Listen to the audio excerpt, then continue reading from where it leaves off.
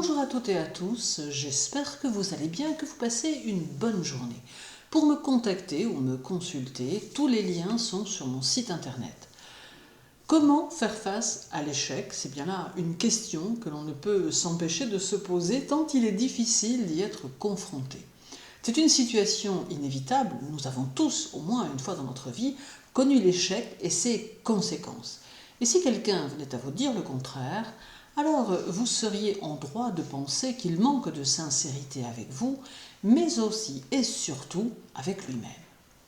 Toutefois, vous ne devez pas perdre de vue que l'échec est nécessaire car il va être le facteur déclenchant à un éventuel changement de comportement ou de pensée de notre part, et il est parfois utile car il nous remet les idées en place et nous renvoie à l'idée que nous sommes faillibles et que rien ne nous est dû. Il ne faut pas non plus perdre de vue que notre vie, d'une manière générale, est semée d'embûches et de difficultés ou de déboires, et que cela peut aller de la simple erreur d'appréciation d'une situation qui conduit à l'échec, à une catastrophe personnelle totale lorsque nous perdons notre vie de couple ou notre travail. Mais à chaque fois, c'est à peu près le même sentiment qui nous envahit, la même sensation et la même rengaine dans notre esprit qui nous conduit à penser que nous ne valons rien et que nous ne sommes pas capables de réussir ce que d'autres accomplissent. Alors, au lieu de nous apitoyer sur notre triste sort, peut-être devrions-nous considérer la situation et par le fait l'échec autrement. À aucun moment, nous ne devons prendre l'échec pour une fatalité, mais au contraire, nous devons essayer de transformer ce revers en quelque chose de constructif qui deviendra un outil positif. Dans un premier temps, il va être important d'accepter votre déconvenue et d'analyser la situation avec le plus d'objectivité possible sans essayer de rejeter la faute sur une tierce personne. Les choix que vous avez faits vous ont conduit à cette situation, alors acceptez-le et réfléchissez à vos paroles ou à vos actes afin d'analyser l'erreur que vous avez commise et vous verrez que cela n'est guère simple. Pourtant, il est possible qu'à un moment donné, vous ayez eu un doute, possible que vous ayez eu une hésitation, mais que vous ayez balayé tout cela en vous disant que non, que tout était OK. En vous penchant sur le problème, vous reprenez votre vie en main.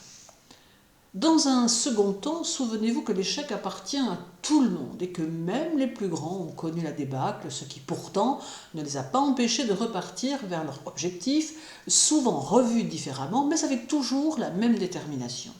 D'ailleurs, c'est en nous trompant, en expérimentant que nous progressons, que nous évoluons, et cela depuis notre petite enfance. L'échec, c'est sortir de sa zone de confort, c'est oser aller de l'avant, c'est ne pas avoir peur d'y être confronté et de garder à l'esprit que tout reste toujours possible avec du travail et de la volonté. Se dépasser signifie accepter la possibilité de l'échec en l'envisageant plus comme une chance, que comme un risque. Alors dans un troisième temps, veillez à ce que votre manque de réussite ne détruise pas vos rêves et vos objectifs. Personne ne doit vous détourner de vos envies et surtout pas vous-même, car vous pourriez être votre propre ennemi.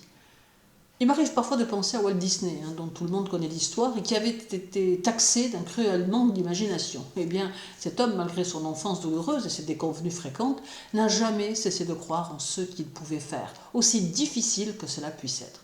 Et finalement, ne croyez-vous pas qu'il avait raison ? Alors pourquoi ne serions-nous pas, nous, animés de la même envie et du même désir? Finalement, il ne tient qu'à nous et chacun à notre niveau. Un échec n'est qu'une étape vers le succès. Et les difficultés que nous rencontrons peuvent nous conduire à une meilleure version de nous-mêmes, en nous permettant de reconsidérer le problème afin de lui trouver de nouvelles solutions qui pourront nous conduire sur la voie de la réussite.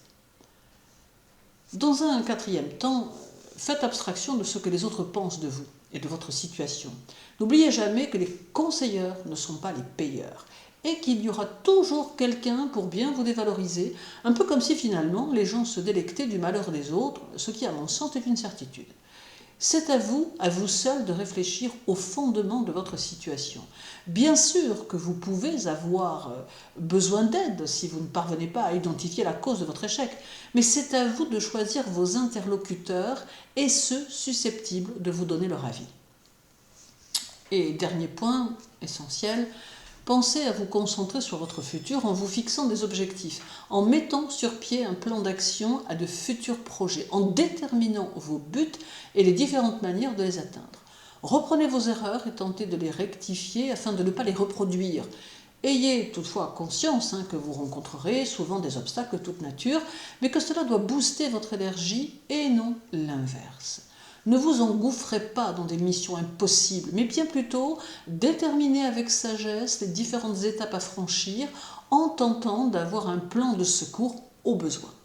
Mais quoi qu'il advienne, ne renoncez pas à vos envies, à vos objectifs, à vos rêves, surtout si ceux-ci ont une chance même infime de voir le jour. Saisissez-la et avancez en gardant confiance en vous et en vos possibilités quoi qu'il arrive. Je vous souhaite une belle journée, ne vous laissez pas déstabiliser par vos soucis quotidiens, prenez bien soin de vous et à très bientôt.